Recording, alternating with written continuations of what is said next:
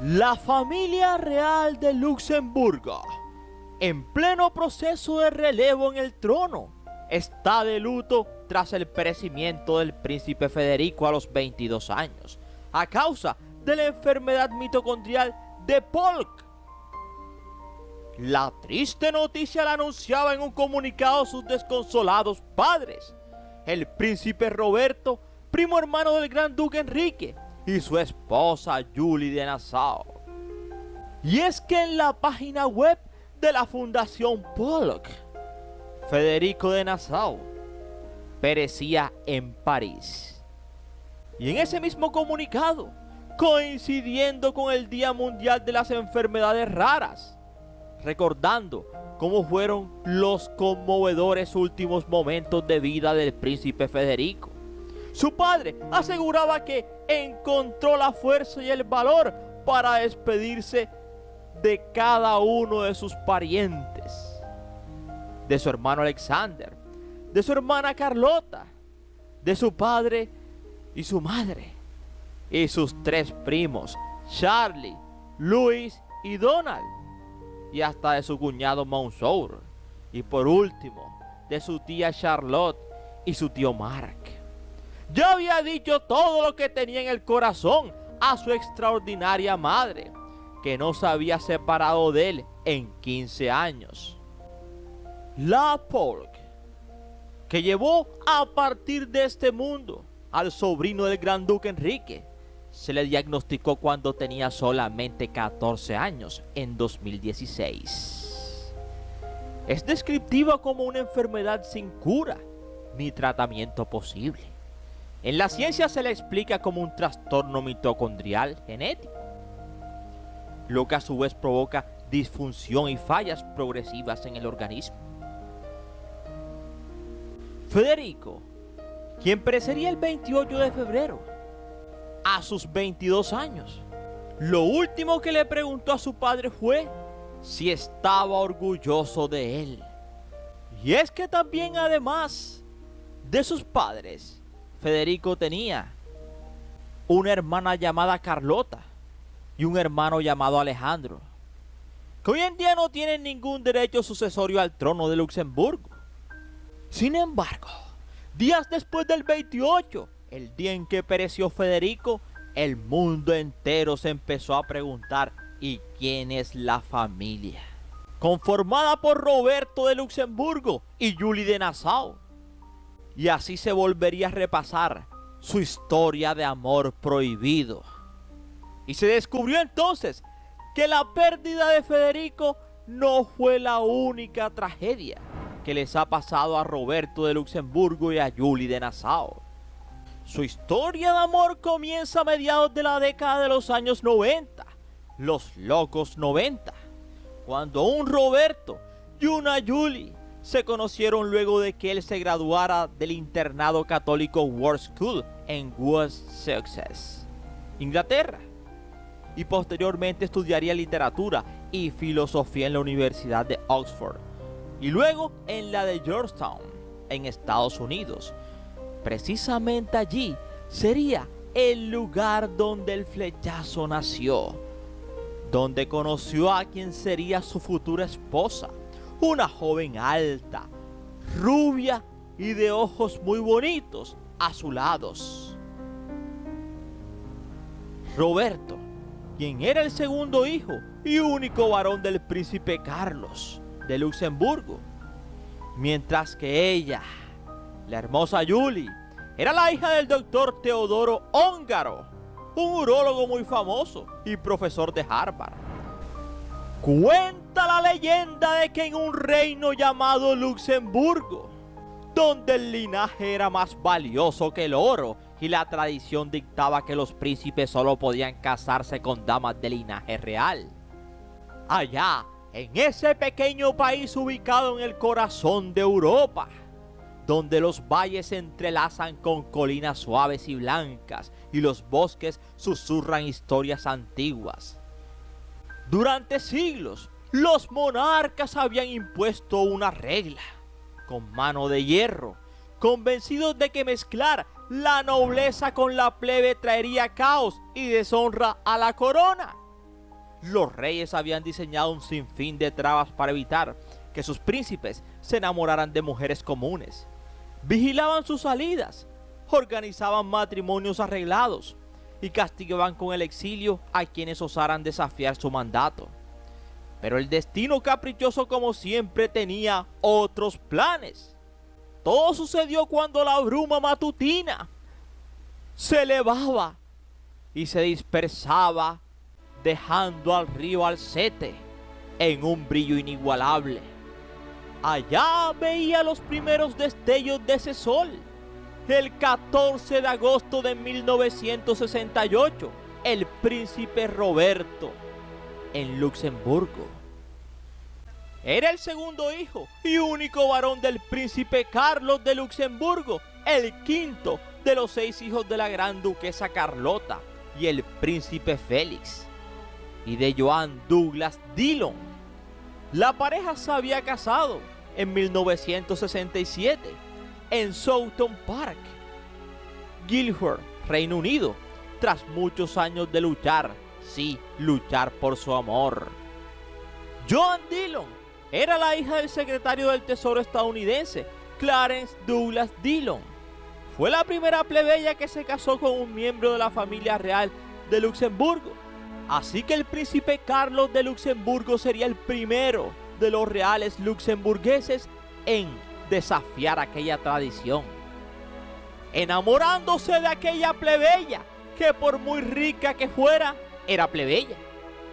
Así que Joan Dillon, la estadounidense, se convertía así en la primera plebeya en casarse con un príncipe luxemburgués. Así que el príncipe Roberto, padre de Federico, pasó los 11 primeros años de su vida en el Gran Ducado, donde vivió en el castillo de Fischbach, junto a sus padres, sus hermanas y sus abuelos. Educado en el Reino Unido, se graduó en el internado católico de World School de Sussex y posteriormente estudió literatura y filosofía en la Universidad de Oxford y luego en Georgetown, en Estados Unidos. Allí conocería a la hermosa Julie Elizabeth Houston Ongaro, la hija del viejo Teodoro Ongaro, urólogo y profesor. Aquel amor sería tan fogoso que no demorarían en casarse. Y el 29 de enero de 1994, sin importar el frío bostoniano, se casaban en Boston, donde se había criado Julie. Pero resulta que el príncipe Roberto se le había olvidado algo muy importante: pedir el consentimiento familiar para poder casarse, ya que Julie, a pesar de su belleza, su riqueza y su porte, era una simple plebeya. No tenía ningún título nobiliario, no tenía ningún pasado heráldico. Por eso le otorgarían el apellido Julie de Nassau durante muchos años a la esposa de Roberto, el príncipe de Luxemburgo. Así que la conocían como Julie Nassau, sí, así, con simpleza, Julie Nassau, sin el D de Nassau. Curiosamente, debido a esa boda prohibida, nunca habría perdido su lugar en la línea de sucesión al trono del pequeño país europeo. Así que el gran duque Enrique de Luxemburgo decidió en el año 2004, 10 años después de haberse casado Roberto y Julie, otorgarle a los hijos y esposa del príncipe Roberto la categoría de príncipes y princesas de Nassau, con el título de Altezas Reales. Así que con el pasar del tiempo nacería Carlota, y luego Alexander, y por último nacería el pequeño Federico. Ese mismo que durante años tenía síntomas raros y misteriosos de enfermedades extrañas que no se sabía qué eran. Y eso llevó a su familia por el largo camino de la incertidumbre por años. Con el paso de los años, la familia se afincó en Europa, más exactamente en Ginebra, Suiza, donde Roberto es el presidente y administrador de una empresa vinícola francesa, fundada por la familia de su madre llamada Domaine Clarence Dillon. Lejos de aquellos inicios como guionistas de películas que ambos incursionaron haciendo largos guiones para una película que nunca salió ni vio la luz. Vivían bien económicamente y todo lo tenían. Lamentablemente, Federico, el menor de los hijos de Roberto y de Julie de Nassau, empezaron a notar algo extraño en él. Mientras otros niños corrían y jugaban, Federico dormía demasiado y tenía problemas de equilibrio. Con el tiempo su debilidad fue en aumento y comenzó a enfrentar hasta que sería diagnosticado con Pollock. La familia entera sintió el impacto del diagnóstico. Su hermana Charlotte y su hermano Alexander decidieron dedicarse a él y apoyarlo, asegurándose de que nunca se sintiera solo en su lucha. Y aunque cada miembro ha tomado la noticia de manera diferente, todos han tenido la motivación común: hacer lo posible para que él, mientras durara, tuviera una vida mejor. Sus padres ayudaron a desarrollar la Fundación Polk, dedicada a intentar encontrar un tratamiento a la misma enfermedad que afligió a su hijo desde pequeño. En 2022, por ejemplo, la pareja donó miles de botellas de vino de su propia colección privada a una subasta con el fin de recaudar fondos para la misma. Además, crearon conciencia de forma creativa a través de un documental protagonizado por el propio Federico, en el que el príncipe hablaba de sus propias experiencias con la enfermedad. Cuando eres niño, tienes todos esos sueños, decía en apartes aquel documental del propio Federico hablando. Todas esas aspiraciones, lo que quieres hacer, las posibilidades son infinitas. No estoy seguro de haber entendido todas las consecuencias del Polk cuando me diagnosticaron por primera vez, decía Federico. Es más sutil donde poco a poco el mundo se hace cada vez más pequeño. Gracias a los esfuerzos de su familia, el mundo pronto podrá ver un día en el que nadie tenga que sufrir más la enfermedad de Polk, que actualmente más de 300 millones de personas la padecen y luchan diariamente. Así que la partida del príncipe pueda que inspire a toda una sociedad a ser más solidarios y compasivos, a cuidar a los más débiles y a construir un mundo mejor para todos. Así que literal, la historia del príncipe Federico de Luxemburgo quede grabada en la memoria de generaciones, no como una tragedia, sino como el ejemplo de cómo un solo ser humano puede cambiar el corazón de toda una sociedad y hacer visible una enfermedad que puede ocurrir hasta en las mejores familias del mundo con grandes abolengos, demostrando que lo único importante en la vida es la comprensión y el amor y la hermandad entre todos para ayudar a superar cualquiera de esas enfermedades raras, sobre todo la comprensión y el amor de la familia, fundamental para vencer cualquier cosa.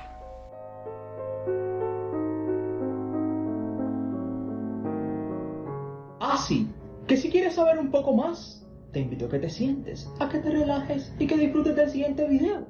Somos 007 Ernie Videos, tu mejor opción, y gracias por preferirnos. Y recuerda que cada día somos más y que tú eres nuestra estrella. Mis estrellas, esas que tanto quiero, sueño y sé que ellas me quieren a mí. Mis estrellas.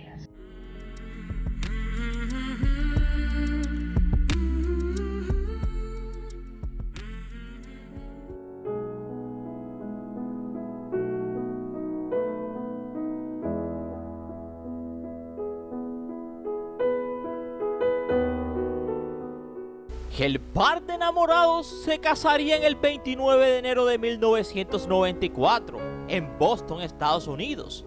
Sin embargo, el príncipe no pidió consentimiento para aquel matrimonio a su familia. Por eso se consideraba como una boda prohibida, prohibidísima, en secreto y a ocultas. Debido a esta situación durante muchos años, su esposa Julie fue conocida simplemente como Julie de Nassau. Y juntos tendrían a 3 hijos: Federico, Carlota y Alejandro. La pareja nunca se caracterizó por estar bajo el medio, por lo que juntos decidieron trabajar anónimamente en la escritura de guiones. Todo comenzó cuando la entonces Julie Ongaro intentó escribir una historia sobre el personaje de Don Juan de Marco, pero al final decidieron acometer la tarea juntos. Si bien formaron un contrato con Creative Assist Agency, una de las agencias más importantes de la meca del cine en Estados Unidos, y Steven Spielberg llegó a considerar rodar aquella historia, la verdad es que nunca llegó a convertirse en película. Y aunque fue un guión muy bien redactado, simplemente no le gustó a Spielberg. Así como no les gustó vivir en Boston, se decidieron mudar a Ginebra, en Suiza. Y actualmente Roberto de Luxemburgo y Julie de Nassau viven en Ginebra. El príncipe es el presidente de Domaine Clarence Dillon, una prestigiosa empresa vinícola francesa fundada por su bisabuelo materno, Clarence Dillon. Sin embargo, la noticia del perecimiento de Federico impactó a todos y movilizó a la Casa Real. Así que ahora, el vacío que dejó Federico no es ni sombra con aquella boda prohibida y amor secreto. Pero no solamente le pesa a sus padres, sino a su hermano Alexander, que contó una de las últimas anécdotas de vida de Frederick, que era que cuando estaban en el hospital de París, luchando contra una neumonía y otra infección, no podía moverse casi, ni tomar fotografías, que era lo que más le gustaba. Entonces le pidió a Alexander, su hermano, que capturara la puesta del sol. Alexander, comprensiblemente influenciado por las terribles circunstancias, encontró que la vista de los tejados bañados por un cálido resplandor era bastante sombría, pero para Frederick era mágico.